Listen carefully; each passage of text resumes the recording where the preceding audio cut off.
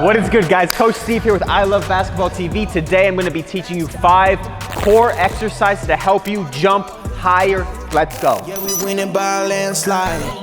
Never see me coming, I'm a landmine. Real quick, why do we need core? Why is it so important to have an engaged core, a strong core? It's everything. It's the connection between your legs and your upper body movement. It's the ability to absorb all that force and propel you up. So when you're taking off, especially on both jumps, 2 foot, 1 foot, but jumping, anything in jumping, you're gonna plant, and that stop motion, the ability to stop, even if it's off 1 foot, and you're planting, that core needs to be strong. If not, you're gonna break down. You're not gonna be able to use your back. You're not gonna be able to use that butt and those hamstrings effectively. So you need a strong core, and it's essential, and it can never be too strong.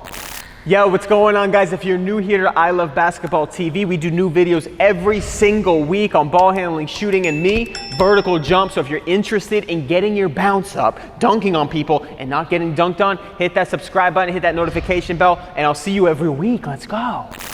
All right, let's get into it. First movement, don't worry about the hair. It's kind of all over the place today, but we're training. We're in training mode, so we're gonna be in the moment. Focus on the abs. And not only are we in the moment, we're forgetting about the whole day, we're focusing on this, tightening.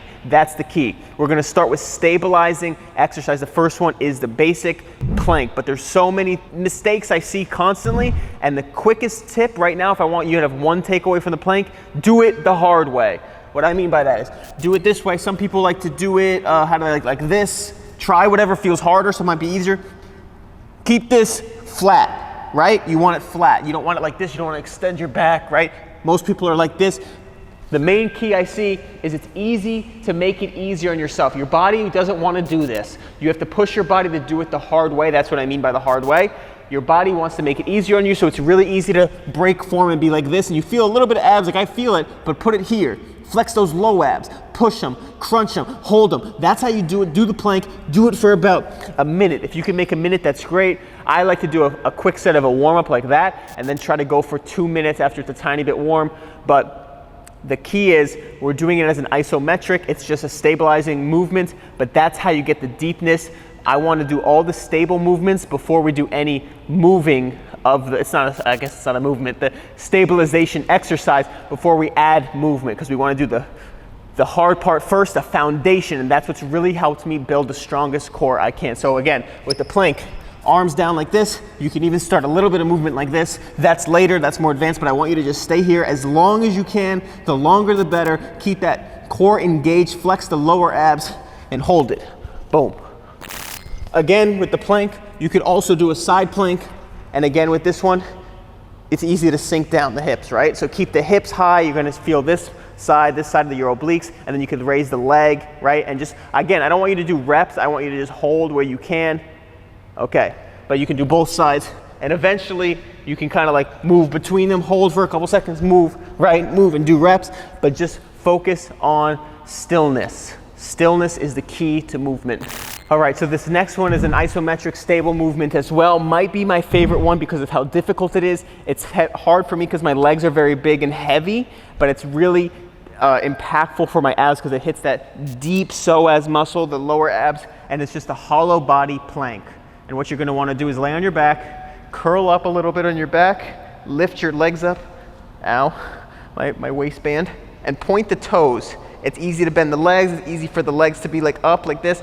Point the toes, it's most important, and keep the legs flexed. I'm already shaking, and come up like this and just hold it. And again, flex the lower abs and just hold it. And then as you're more, try to hold this for a minute, but later on when you worked up to 2 minutes of that, 2 minutes, it's killer.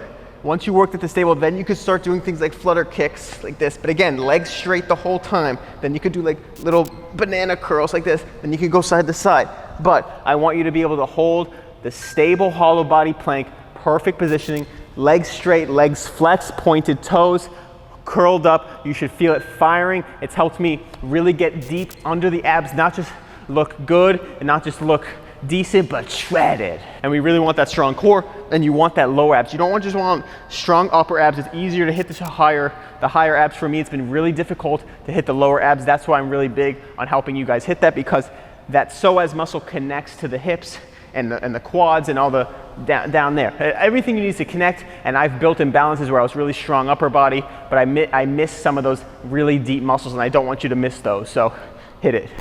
All right, so this next one is a little bit even more difficult than the hollow body plank. It's the bow pose, I believe, from yoga, and it's just lifting up the feet, right? And then coming up as high as you can and holding it, right? Really difficult for me. If you can't do it, you can just keep the knees here and then slowly try to extend as far as you can go, but you wanna just try to keep those legs up, and it's almost more hip muscle. It's almost more psoas muscle than it is abs for me because they're so weak and my abs are stronger, but it's a really difficult thing. I can't even hold it that much, but what I do is I hold it where I can hold it, try to hit 3 seconds. Hurts a little bit, I'm usually on a cushion, but come up, and hold it, okay. So you're gonna try to hold that for 30 seconds at most. I can't even do 20 seconds, I can't even do 10, but it's a work in progress. The key is I want you to hold it as long as you can, and if it's too easy for you, you can do reps with it, but if it's not, if you can't get all the way up, you wanna be almost in a full, I think it's called the V as well, the full V shape, hold it as long as you can. Those are the 3 stabilizing. Let's move on to the movements, boom.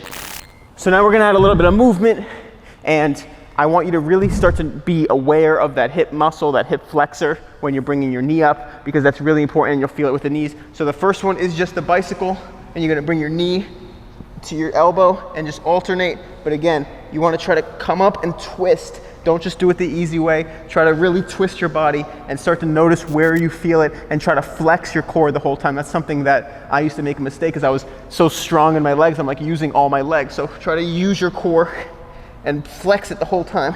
And again, I like to try to keep the toe pointed because all these things are engaging the right muscles. So alternate, and again, go for time. Don't go for reps. I like to go for time and push yourself with speed on that one and just go back and forth. Try to get a cushion. It kind of hurts my back when I do this. So get a cushion when you do this, lay on something a little bit softer, but do the bicycle as fast as you can. All right, so the last movement is the mountain climbers, and I love this one because I feel like I can really go hard. It makes me feel really athletic, really feels like translating into running and sprinting. So it's just like this, you're in a plank, right, plank position, and you just drive your knee up and go. But again, you don't want to just like use all your legs. Try to keep your core flat and like feel like you're driving your knee up by pulling your stomach forward. So, and you could just go slow with it to really feel that and drive that knee up, right? And then you want to move to add some speed. So that's your 5 core exercises.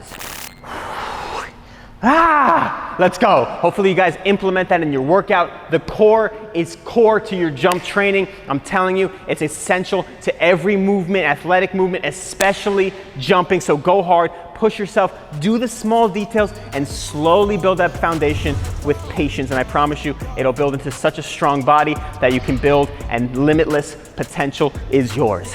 I'll see you next week.